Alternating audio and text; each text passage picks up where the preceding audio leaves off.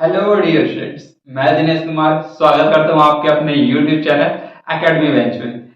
आज हम पढ़ेंगे दैनिक जीवन में रसायन। ये हमारा दैनिक जीवन में रसायन का दूसरा वीडियो है। इससे पहले हमने फर्स्ट वीडियो में डिस्कस कर लिया है कि जल क्या होता है और जल के प्रकार के बारे में। आज हम पढ़ेंगे जल के कठोरता के प्रकार। जो जल है वो कठोर होता है, तो किस प्रकार से कठोर होता है? तो दो प्रकार से कठोर होता है। एक होता है अस्थायी कठोरता, दूसरा होता है स्थायी कठोरता। इसी के बारे में पढ़ेंगे। चलो, अस्थायी कठोरता, टेम्पररी हार्डनेस। ठीक है, तो ये सर अब ये अस्थायी कठोरता और स्थायी कठोरता मैंने आपको स्टार्टिंग वीडियो में बोला था। क्या बोला था?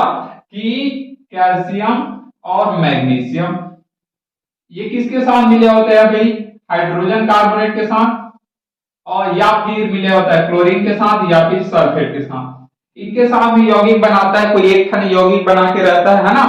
तो जब कैल्शियम और मैग्नीशियम हाइड्रोजन कार्बोनेट के साथ ही क्या होते हैं, यौगिक बनाते, तब उसको क्या बोला जाता है? अस्थायी कठोरता। आई बात समझ में? मतलब क्या होता है भाई? कैल्शियम या फिर मैग्नीशियम, इनके साथ में कौन रहता है भाई? Hydrogen carbonate.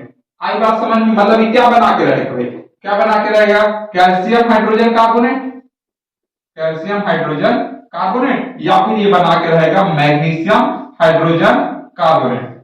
आई बात समझ में? क्लियर है बातें? ठीक है, इस रूप में अगर उपस्थित है, अगर ये जल में उपस्थित है, अगर जल में कैल्शियम या फिर मैग्नीशियम के हाइड्रोजन कार्बोनेट के साथ में वह उपस्थित है, तब उस जल को क्या बोला जाएगा?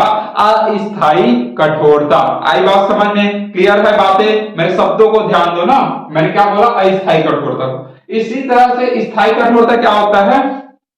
कैल्शियम या मैग्नीशियम क्लोराइड या सल्फेट के रूप में जल में उपस्थित रहता है, तब उस जल को क्या बोला जाता है? स्थायी कठोरता। आई बात समझिए? चलो देखो क्या होता है, कैल्शियम हो गया और क्या हो गया? मैग्नीशियम हो गया। ठीक है, चलो तो ये किसके साथ उपस्थित रहता है? या तो क्लोरीन के साथ में या फिर किसके साथ रहेगा? सल्फेट के साथ। तो क्या बना लेगा? Calcium chloride, magnesium chloride. ठीक है, और क्या हो जाएगा भाई? कैल्शियम सल्फेट, या फिर क्या बना लेगा? Magnesium sulphate. आई बात समझ? इनमें से कोई उपस्थित रहेगा तब हम क्या बोलेंगे? जल को स्थायी कठोरता। आई बात समझ में? ठीक है डियर स्टूडेंट, तो ये रीजन है स्थायी कठोरता और अस्थायी कठोरता के। अब हम देखेंगे कि स्थायी अस्थायी कठोरता और स्थायी कठोरता को दूर कैसे किया जाता है। भाई हमको पानी पीना है, तो भाई उसको स्थायी मतलब क्या करना पड़ेगा? उसको आशुद्ध करना पड़ेगा ना, तभी तो हम पिएंगे। तो स्थायी कठोरता और अस्थायी कठोरता को हमको दूर करना है ताकि हमारे उपयोग में वो आ सके। तो अब हम देखेंगे कि कठोरता को दूर कैसे किया जाए। ठीक है डियर स्टूडेंट्स, अब हम देखेंगे अस्थायी कठोरता को दूर करने के उपाय, मतलब किस तरह से उस टेम्पररी हार्डनेस को अपन रिमूव कर सकते हैं, उसको दूर किया जा सकता है। ठीक है, तो एक होता है उबाल कर, ठीक है, बॉइल करके, और दूसरा होता है क्लार्क मेथड। ठीक है, तो चलो उबाल कर कैसे करते हैं। देखिए, जब नॉर्मली मैं पानी ले लिया और पानी को क्या कर रहा हूं? गर्म कर रहा हूं। सिंपली एक बर्तन में पानी ले लिया और पानी को क्या कर रहा हूं? मैं उबालता हूं। इसलिए आपको देखा और डॉक्टर ने सलाह देते कि जिसकी तबीयत खराब रहती है, बार बार है ना, सर्दी रहता है, तो पानी को उबाल कर पीना चाहिए, है ना। तो क्यों बोला जाता है? चलो देखो, तो उबाल कर क्या होता है? उसकी कठोरता दूर हो जाती है। किसकी कठोरता? जल की कठोरता दूर हो जाती है। कौन सी कठोरता भाई? अस्थायी कठोरता। तो देखो, अस्थायी कठोरता अभी बताया, जिसमें क्या होता है? कैल्शियम और मैग्नीशियम के हाइड्रोजन कार्बोनेट के यौगिक बने रहते हैं। तो जब हम उबालते हैं किसको जी? जल को। तो जल को जब उबाला जाता है ना, तो जल को उबालने पर क्या होता है? मैं आपको समीकरण के द्वारा बताता हूं। चलो देखो, मेरे पास क्या है? कैल्शियम, कैल्शियम हाइड्रोजन कार्बोनेट, ये है। क्यों? क्योंकि मैंने बोला था जल में कैल्शियम या फिर मैग्नीशियम हाइड्रोजन कार्बोनेट उपस्थित हो, तब क्या बोलेंगे? उस जल को क्या बोलेंगे हम? अस्थायी कठोरता। अब ये है, अब इसी को मैं जब उबालता हूं, जल को उबालता हूं ना, क्या करता हूं जी? उबालता हूं, उबालता हूं, उबालता, उबालने पर उबालने पर क्या होता है, ये जो कैल्शियम है ना, तो कैल्शियम बना लेता है मेरे पास कैल्शियम हाइड्रोक्साइड। क्या बना लेता है, कैल्शियम हाइड्रोक्साइड, और बना लेता है H2O, और बन जाता है CO2। ठीक है डियर स्टूडेंट, और ये कैल्शियम हाइड्रोजन कार्बोनेट क्या होता है, ये अवक्षेप बनता है और ये क्या हो जाता है, उड़ जाता है। आई बात समझ में। चलो देखो, अस्थायी कठोरता क्या है, जल को मैं क्या कर रहा हूं, उबाल रहा हूं। उबाल रहा हूं मतलब क्या, कैल्शियम हाइड्रोजन कार्बोनेट जो उसमें उपस्थित है, इसी के कारण तो वो क्या है, कठोर है ना। तो इसी को जब उबालते हैं जल को, तो ये कैल्शियम हाइड्रोजन कार्बोनेट है वो क्या बना लेते हैं, कैल्शियम हाइड्रोक्साइड, और क्या बना लेता है, जल, और क्या बना लेता है, कार्बन डाइऑक्साइड। कार्बन डाइऑक्साइड निकल गया है ना, निकल गया, और ये तली में बैठ जाता है। देखो गर्म करने पर नीचे में सफेद रूप जो मिलता है ना, सफेद सफेद आपने देखा होगा, सफेद सफेद नीचे में तली में जो बैठ जाता है वो क्या है, अवक्षेप है, वो अविलेकन है, और वही क्या है, कैल्शियम हाइड्रोक्साइड। आई बात समझ में। और उसके बाद उसको अपन छान कर क्या कर लेते हैं, जल को अलग कर लेते हैं, तो मिल जाता है हमको। तो जल हमको मिल गया, तो अस्थायी कठोरता दूर हो गई, मतलब क्या, ये कैल्शियम हाइड्रोक्साइड वाला भाग अलग हो जाता है। आई बात समझ में। तो उबाल कर किस प्रकार से अस्थायी कठोरता को दूर करते हैं, आया ना समझ में। चलो देखो, दूसरा है क्लार्क मेथड। ठीक है, इसके अलावा और कौन कौन से method, Clark method. Clark method में क्या करते हैं, बुझे हुए चूने को इनके साथ क्या करते हैं, मतलब कि पानी को बुझे हुए चूने में घोल देते हैं। क्या करते हैं, बुझे हुए चूने में उस कठोर जल को क्या कर देते हैं, घोल देते हैं। तो ये जो कैल्शियम हाइड्रोजन कार्बोनेट या फिर मैग्नीशियम हाइड्रोजन कार्बोनेट क्या कर देता है, उसके साथ अभिक्रिया कर लेता है। ठीक है डियर स्टूडेंट, चलो देखो किस तरह से अभिक्रिया करता है। तो क्लार्क मेथड में, ठीक है, कैल्शियम ले लिया, चलो मैग्नीशियम ले लेता हूं मैं। ठीक है, मैग्नीशियम हाइड्रोजन कार्बोनेट। ठीक है डियर स्टूडेंट, अब ये अभिक्रिया कर लेता है किससे, बुझा हुआ चूना। क्लार्क मेथड में क्या होता है, बुझा हुआ चूना। बुझा हुआ चूना का फॉर्मूला क्या है, कैल्शियम CaOH2, इसको बोला जाता है क्या, बुझा हुआ चूना, कैल्शियम हाइड्रोक्साइड ये है। अब इसके साथ अभिक्रिया कर लेता है तो क्या बनाता है, चलो देखो, मेरे पास कैल्शियम और ये बना लेता है कार्बोनेट, तो CaCO3 बन गया। और जो मैग्नीशियम है वो बना लेता है मैग्नीशियम हाइड्रोक्साइड, MgOH2। ठीक है डियर स्टूडेंट, ये बना लिया मेरे पास क्या, मैग्नीशियम हाइड्रोक्साइड बना लिया। कैल्शियम क्या बना लिया मेरे पास, कैल्शियम हाइड्रोक्साइड, और क्या बना लेता है, जल। ठीक है डियर स्टूडेंट, और क्या बनेगा, जल, तो लगा दो जल, H2O। ठीक है डियर स्टूडेंट, समीकरण संतुलित है क्या, देख लो जी, समीकरण संतुलित है, मैग्नीशियम, ठीक, चलो बढ़िया, कैल्शियम एक है, हाँ, कार्बोनेट कितना है, दो है ना, दो है, ठीक है, यहां लगा दो तो, हाँ हो गया, मैग्नीशियम, ठीक,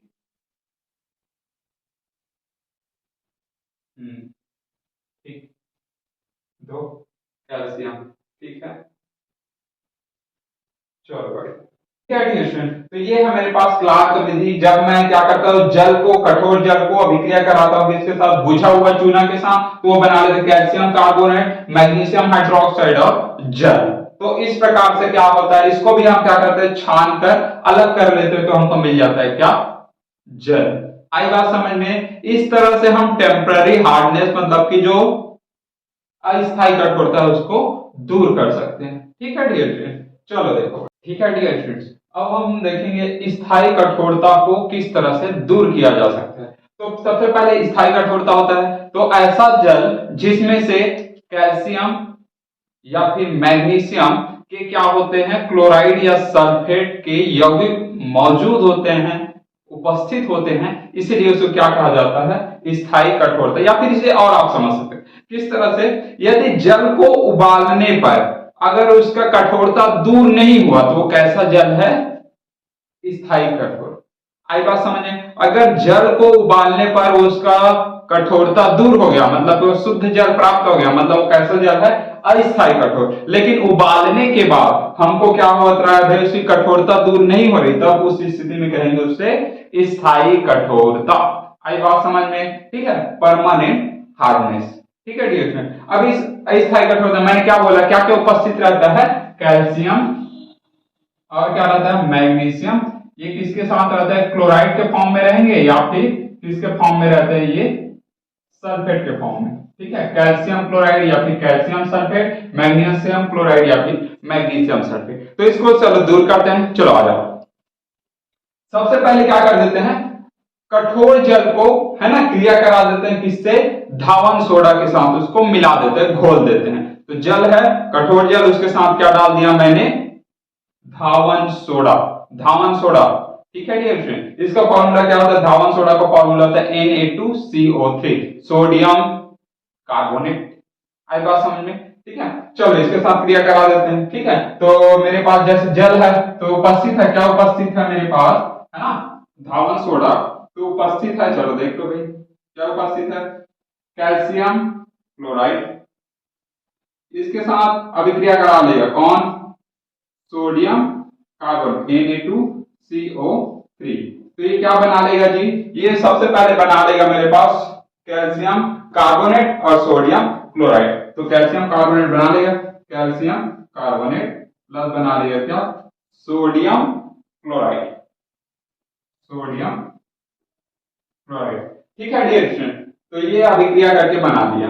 तो ये देखो अब इस तरह से ये अवक्षेपित हो जाता है, क्या, कैल्शियम कार्बोनेट क्या हो जाता है, कैल्शियम क्लोराइड, है ना, कैल्शियम क्लोराइड क्या हो जाता है, अवक्षेपित हो जाता है और क्या प्राप्त हो जाता है, मुझे शुद्ध जल प्राप्त हो जाता है। आई बात समझ। इस प्रकार और भी बना सकते हैं, ये सब मिला रहेगा उसी स्थिति में कैसे हो, जैसे मेरे पास मिला मैग्नीशियम सल्फेट। ठीक है, मैग्नीशियम सल्फेट MgSO4। तो ये अभिक्रिया करा लेगा किससे भाई, सोडियम कार्बोनेट से, सोडियम कार्बोनेट से अभिक्रिया कर लिया।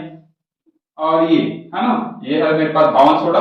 तो ये सबसे पहले बना लेगा मैग्नीशियम कार्बोनेट और क्या बना लेगा, सोडियम सल्फेट। तो मैग्नीशियम कार्बोनेट बन गया MgCO3 और क्या बना लेगा, सोडियम सल्फेट, सोडियम सल्फेट। ठीक है डियर स्टूडेंट, आई बात समझ में, ठीक है, क्लियर है, ठीक। चलो पढ़ते आ गया ना। इस तरह से आपको अब ये किस तरह से यौगिक बनता है ये तो आप लोगों को पता है ना, आई बात समझ में, ठीक। तो इस तरह से अभिक्रियाएं होती है सारी। ठीक, सोडियम कितना +1, क्लोरीन -1, तो क्लोरीन बन गया, कैल्शियम +2, कार्बोनेट -2, दोनों इक्वल है, हो गया। मैग्नीशियम +2, कार्बोनेट -2, हो गया, दोनों इक्वल। सोडियम +1, सल्फेट -2, तो अपोजिट कर दिए, ये 2 लग गया। आई बात समझ में। तो इस तरह से हम धावन सोडा से क्रिया करवा के हम करते हैं। ठीक है डियर स्टूडेंट, अब देखते हैं सेकंड मेथड की स्थायी कठोरता को किस तरह से और दूर किया जा सके। तो सेकंड मेथड है मेरा विपरीत परासरण द्वारा। ये एक विधि है, इसमें क्या किया जाता है, इसको बोला जाता है रिवर्स ऑस्मोसिस प्रोसेस। तो परासरण पता है आपको, परासरण विधि में क्या होता है ना, तो उसी का जो भी क्रिया विधि होती है उसी के हमको क्या करना है, विपरीत कराना है। परासरण विधि का विपरीत, उसी को कहा जाता है विपरीत परासरण विधि। तो सबसे पहले परासरण विधि पता है ना, नहीं पता चलो देखो। परासरण में क्या होता है, आप लोगों ने देखा इसमें 2 चीजें आएंगी, एक होता है तनु और एक होता है सांद्र। ठीक है, तनु और सांद्र, ये तनु और सांद्र क्या होता है आप लोगों को पता है, तनु और एक होता है सांद्र।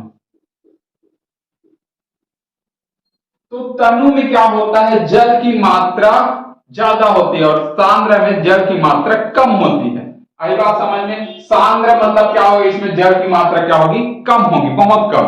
और तनु में क्या होगी, जल की मात्रा बहुत ज्यादा होगी। आई बात समझ में। तो तनु कब बोलेंगे, सांद्र कब बोलेंगे, आई बात समझ में ना। अगर मेरे को सांद्र को तनु बनाना है तो इसमें क्या बना दूंगा मैं, H2O। तो ये क्या बन जाएगा, तनु। आई बात समझ में, ठीक है डियर फ्रेंड। तो तनु और सांद्र समझ आ गया। अब देखो परासरण क्या होता है, आप लोगों ने देखा घर में जब हम क्या करते हैं, मेरे पास किशमिश है, किशमिश, ठीक है ना, किशमिश है ना। तो किशमिश जब सूखा रहता है एकदम सा, ठीक है, तो किशमिश को पानी में ऐसे डुबो के रखते हैं, रात में सुबह देखने पर वो फूल जाता है ना। आप लोगों ने देखा होगा कैसे होता है। ये मेरे पास किशमिश है, ये और ये पानी है, गिलास में रखा है मैंने। तो ये सेकंड डे क्या होता है जी, ये किशमिश क्या हो जाता है, फूल जाता है, ऐसे फूल जाता है, फूल जाता है ना। हाँ, तो किशमिश फूल जाता है, तो यहां विधि होता है परासरण की विधि उपयोग होती है। आई बात समझ में। परासरण क्या होता है, ऑस्मोसिस प्रोसेस जिसको बोलते हैं। तो ऑस्मोसिस में क्या होता है, देखो ये मेरे पास क्या है, किशमिश है। तो किशमिश के अंदर देखा होगा, देखो किशमिश कैसे बनता है, अंगूर, अंगूर को सुखाने पर वो किशमिश बनता है। अंगूर देखे हो ना, ये इस तरह से अंगूर रहता है। तो अंगूर को सुखाने पर, सुखाना मतलब क्या हो रहता है, वाष्पीकरण होता है, तो उसका सभी का सभी पानी, लिक्विड मोस्टली जनरली निकल जाता है। तो उसके बाद क्या बचता है, उसके बाद जो भी अंदर बचा, तो पानी निकल गया ना, यहां से निकल गया, तो क्या हो गया, सिकुड़ गया। तो अंगूर को मैं सुखा दिया, तो उसका पानी निकल के क्या बन गया, सिकुड़ गया, और सिकुड़ के क्या बन गया, किशमिश। तो अब देखो किशमिश बन गया, मतलब इसमें क्या है, पानी की मात्रा कम है। तो पानी की मात्रा कम है मतलब वो कैसा है जी, सांद्र है। और ये पानी मैंने कर दिया है ना। तो किशमिश का जो झिल्ली होता है, ये इस प्रकार से किशमिश, तो इसके बाहर ना चारों ओर एक क्या रहता है भैया, पारगम में झिल्ली लगा रहता है ना, अर्ध पारगम में झिल्ली लगा रहता है। ठीक है डियर स्टूडेंट, हाफ, ठीक है, ट्रांसपेरेंट झिल्ली। तो ये क्या होता है, अर्ध पारगम में झिल्ली, यहां से जल को क्या करता है, देखो मैं क्या बोला, जब पानी गया तो पानी क्या करता है, धीरे धीरे उस झिल्ली को पार करता है। और यहां क्योंकि पानी की मात्रा कम है, सांद्र है ना, तो पानी की मात्रा कम है, तो पानी कहां जाता है, बाहर से अंदर जाता है। क्यों, क्योंकि वो सांद्र है, सांद्र मतलब पानी की मात्रा उसमें कम है, तो बाहर से पानी क्या होता है, अंदर धीरे धीरे इसमें प्रवेश करता है, और कैसा हो जाता है, वो फूल जाता है। तो जब पानी की मात्रा कहां जाता है जी, है ना, अधिक, क्या है, ये सांद्र है, तो कम सांद्र से अधिक सांद्र की ओर प्रवाहित होता है। इसी को क्या कहा जाता है, परासरण विधि। आई बात समझ में, परासरण। अब आ गया कि परासरण क्या होता है, आ गया ना कि क्या होता है, जिसमें कम सांद्र है और ये ज्यादा सांद्र है, तो क्या होता है भैया, पानी ज्यादा सांद्र की ओर प्रवाहित होता है। इसी प्रोसेस को कहा जाता है परासरण, ऑस्मोसिस प्रोसेस। आई बात समझ में। हाँ, अब हमको क्या कराना है, इसी का उल्टा कराना है। मतलब क्या, मुझे इस किशमिश से जो भी पानी है उसको और निकालना है, और निकालना है। तो इसी को कहा जाता है विपरीत परासरण, रिवर्स ऑस्मोसिस प्रोसेस। आई बात समझ में। तो ये विधि उपयोग किया जाता है। अब आ गया परासरण, समझ गया, तो विपरीत परासरण करना है आपको, जबरदस्ती का उसमें दाब देकर, इसको उच्च दाब देकर क्या करना है भैया, और अधिक सांद्र से और निकालना है। उसी को कहा जाता है क्या, रिवर्स ऑस्मोसिस प्रोसेस, विपरीत परासरण विधि। किसके द्वारा, हम दाब, उसको उच्च दाब देकर हम ये विधि को प्रयोग में लाते हैं। आई बात समझ में। ठीक है डियर फ्रेंड, तो इस विधि में हमको जनरली उपयोग किया जाता है आरओ, बोला जाता है क्या, आरओ। आप लोगों ने बहुत सारा एडवर्टाइजमेंट देखा ना, घर में पानी को प्योर करने के लिए आजकल लेगा केंट आरओ, और दुनिया भर का कंपनी जो है आरओ लगाते हैं ना, आरओ, पता है कि नहीं पता, जिसमें बहुत ज्यादा पानी का वेस्टेज भी होता है ना। वो प्रोसेस शुद्ध तो करता है पानी को, लेकिन बहुत ज्यादा वेस्ट भी करता है पानी। आई बात समझ में। तो वाटर इस तरह से वेस्ट भी होता है और हमको शुद्ध पानी भी मिलता है। आई बात समझ में। हाँ, तो घरों में जो आरओ लगा होता है ना, केंट आरओ, फलाना आरओ, दुनिया भर का आरओ, तो आरओ क्या है, वो यही आरओ है। क्या विधि उपयोग होता है उसमें, रिवर्स ऑस्मोसिस प्रोसेस। आई बात समझ में। ठीक है डियर स्टूडेंट। हाँ, आ गया विपरीत परासरण। ठीक है डियर स्टूडेंट। अब हम देखेंगे स्थायी कठोरता को दूर करने के लिए तीसरा विधि है आयन विनिमय रेजिन। ठीक है डियर फ्रेंड, इसको एक और विधि के नाम से जाना जाता है जियोलाइट प्रोसेस, जियोलाइट। ठीक है, परम्यूटेट विधि, ठीक है, परम्यूटेट प्रोसेस। तो इस विधि में क्या किया जाता है ना, मेरे पास एक संरंध्र युक्त, ठीक, क्या होता है, सोडियम एल्यूमिनियम सिलिकेट रहता है। इसी को क्या बोला जाता है, जियोलाइट, सोडियम एल्यूमिनो सिलिकेट। ये एक संरंध्र युक्त रेजिन रहता है। क्या रहता है, रेजिन। और इसी में क्या करते हैं अपन, डालते हैं किसको, कठोर जल को। तो कठोर जल में क्या क्या उपस्थित रहता है, कैल्शियम उपस्थित रहता है, मैग्नीशियम उपस्थित रहता है। तो ये क्या करते हैं, ये इसके साथ क्या करते हैं, मिल जाते हैं, एक रेजिन रहता है, ठीक है। रेजिन मतलब क्या समझे आपने, एक जियोलाइट रहता है रंध्र युक्त, है ना, सोडियम रेजिन रहता है। इसी में जब कठोर जल को डालते हैं, समझ लीजिए है, कठोर जल को डालने पर क्या होता है, ये कैल्शियम और मैग्नीशियम क्या हो जाता है, इनके साथ मिल जाता है, इन्हीं के साथ, और क्या होता है, फिर उसको छानकर अलग कर लिया जाता है। तो हमको क्या मिल जाता है, शुद्ध जल। आई बात समझ में, कुछ खास एकदम से बहुत ज्यादा प्रोसेस नहीं, सिंपल सा है, जियोलाइट प्रोसेस। परम्यूटेट विधि या बोल सकते हैं आयन विनिमय रेजिन। रेजिन से पता चल गया किसके, इसी में से जल को प्रवाहित किया जा सकता है और निकल जाता है मेरे पास कैल्शियम और मैग्नीशियम, ठीक है डियर स्टूडेंट। तो इस तरह से हम क्या करते हैं, अस्थायी स्थायी कठोरता को दूर करके शुद्ध जल प्राप्त कर सकते हैं, ठीक है। Sodium aluminium